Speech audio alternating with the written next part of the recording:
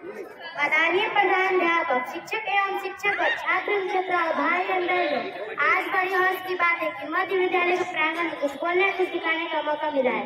मैं प्रियंका कुमारी कक्षा 6 की छात्रा हूँ। हमारा प्रोजेक्ट का नाम मेरे सपनों का विद्यालय, हमारा पाठ का नाम क्षेत्र नीति, अनुपात, परिमिति एवं क्षेत्रफल। हमारा इधर आ जाओ। ग्रुप छाया। अब हम बताने जा रहे हैं क्षेत्र नीति किसे कहते हैं और परिमिति किसे कहते हैं और क्षेत्रफल किसे कहते हैं। क्षेत्र नीति किसे कहते हैं इसके बारे में आपको नीतू कुमारी बताने जा रहे हैं। अब हम आपको बताते हैं कि क्षेत्र नीति किसे कहते हैं। किसी भी क्षेत्र का माप निकालना ही क्षेत्र नीति कहलाता है। और इसके आगे प्रियंका कुमारी बताने जा रही है। प्रिया कुमारी।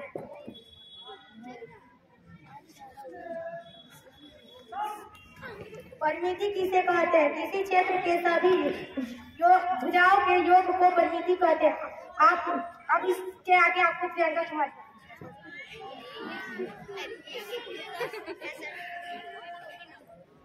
क्षेत्रफल किसे कहते हैं। किसी भी माइक हटाओ। क्षेत्रफल किसे कहते हैं। किसी भी क्षेत्र को लंबाई चौड़ाई गुणे कर क्षेत्रफल निकाला जाता है। इसके आगे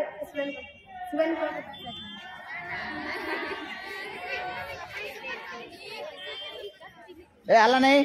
परिमाप किसे कहते हैं। परिमाप शब्द दो शब्द से मिलकर बना है, परि और माप। परि का अर्थ होता है चारों ओर और माप का अर्थ होता है मापना, अर्थात किसी आकृति के सभी भुजाओं के माप को परिमाप कहते हैं। जैसे आयत का परिमाप उसकी चारों भुजाओं का योग है। इसके आगे आपको नीतू कुमारी बताने जा रहे हैं। हम अपने दैनिक जीवन में भी परिमाप की कल्पना का बहुत बार प्रयोग करते हैं। जैसे एक किसान अब अपने खेत के चारों तरफ बाग लगाता है, एक इंजीनियर जो एक बाग के चारों तरफ एक चार दीवार बनाने की योजना तैयार करता है, एक व्यक्ति जो क्रिकेट ग्राउंड की सीमा रेखा बाउंड्री रस्सी लगाकर तैयार करता है।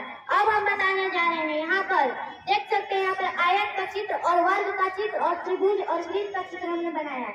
और आयत किसे कहते हैं और वर्ग किसे कहते हैं और त्रिभुज किसे कहते हैं और वृत्त किसे कहते हैं हम बताने जा रहे हैं। आयत किसे कहते हैं। जिसकी आमने सामने की भुजा बराबर होती है उसे आयत कहते हैं। इस पर हम एक उदाहरण बनाए हैं। एग्जाम्पल, लंबाई का मीटर 40 मीटर और चौड़ाई का 30 मीटर। परिमाप हमें निकालना है तो आयत का परिमाप 2 इंटू लंबाई प्लस चौड़ाई, और इसका जो लंबाई का था तो 40 मीटर और चौड़ाई का था तो 30 मीटर। तो 2 इंटू 40 प्लस 30 तो 40 और 30 को जोड़ना है तो कितना होगा आप बता सकते हैं। हाँ 70। तो हमने यहाँ पर 70 लिखा है। तो 2 इंटू 70 तो हम इसको 2 में और 70 में गुना करेंगे तो इसका आंसर आएगा 140 मीटर। तो वर्ग किसे कहते हैं इसके बारे में आपको प्रिया कुमारी बताने जा रही है।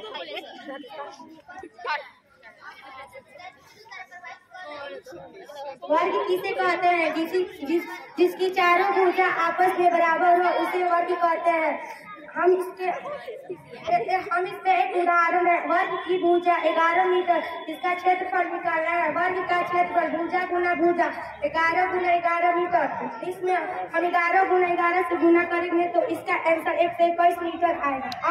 अब आपको इसके आगे प्रियंका कुमारी बताएं। त्रिभुज किसे कहते हैं अब हम बताने जा रहे हैं।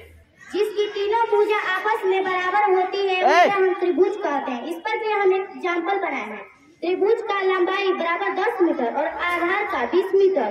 तो त्रिभुज का क्षेत्रफल 1/2 गुना अध्याय 1/2 गुना 20 गुना 10। तो 2 से 10 कटेगा 10 मिनट में, तो 10 से गुना करना है तो 100 आएगा। तो इसका आंसर हो जाएगा 100।